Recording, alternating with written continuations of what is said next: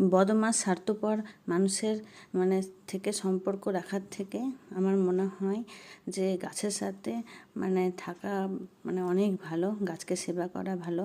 কারণ হচ্ছে মানুষ এত বেইমানি করে, স্বার্থপরতা করে, কিন্তু একটা গাছ কখনো স্বার্থপরতা করে না, আরও আমাদেরকে ফুল দেয়, ফল দেয় তার পরিবর্তে। আর হচ্ছে দেখুন, ছাদে আবার বৃষ্টি হয়েছে, আবার আমাকে জল ঝাড় দিতে হচ্ছে। এটা কি ঝামেলা যে কি বলবো। একটা লাঠি আছে যেটা দিয়ে জলটা টানা যায়, কিন্তু লাঠিটা ভেঙে গিয়েছে। বড়মশাইকে বলেছি একটা এনে দেওয়ার জন্য, কিন্তু ভুলে গিয়েছে।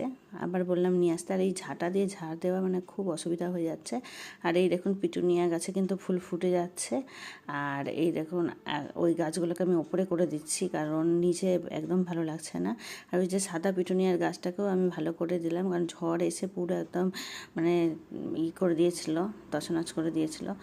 আর এই যে আমি এখানে কাঁঠালের তরকারি করছি, আর এই সাইডে ভাত বসিয়ে দিয়েছি। তাড়াতাড়ি করে রান্না করছি, ঠাকুরকে সেবা দিব তাই জন্য। আর গরমটাও তো খুব পড়ছে, এত গরমে কিন্তু রান্না করা খুব খারাপ, অবস্থা খারাপ হয়ে যাচ্ছে। আর বড়মশাই নিয়ে এসেছে হচ্ছে অনেকগুলো সবজি, আর সবজিগুলো বার করে নিচ্ছিলাম, ফ্রিজে তুলবো তাই জন্য।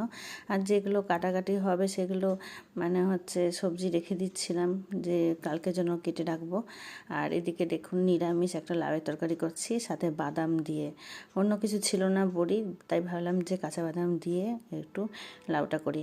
আর সন্ধ্যাবেলা চলে গিয়েছিলাম কীর্তন দেখতে, আমাদের এখানে কীর্তন হচ্ছিল, তাই জন্য কীর্তন দেখতে গেলাম। আর তার সাথে মেলাও দেখতে গিয়েছিলাম, আমাদের এখানে আবার মেলা এসেছে, সেই মেলাও।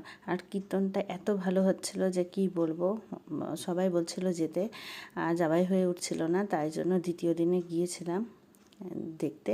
আর লাস্টের দিন তো যেতেই পারেনি, কারণ শরীরটা খারাপ হয়ে গিয়েছিলো তাই। আর কীর্তনটা কিন্তু খুব ভালো হচ্ছিল, ওখানে দাঁড়িয়ে দাঁড়িয়ে দেখছিলাম।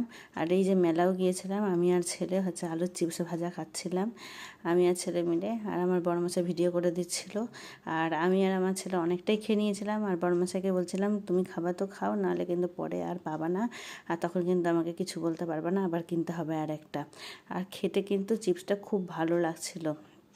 আর দেখুন কত রকমের রাইডস এসেছে, কিন্তু আমার ছেলে চড়তে ভয় পায় এগুলোতে, এই ট্রেনে না, হচ্ছে আরও যে সব বড়দের যেগুলো আছে ওগুলোতে, কারণ খুব ভয় লাগে আসলেই। নাগরদোলাতে তো আমার এত ভয় লাগে, একবার উঠেছিলাম, এত ভয় লাগছিল যে কি বলবো, মনে হচ্ছে যেন পড়ে যাব।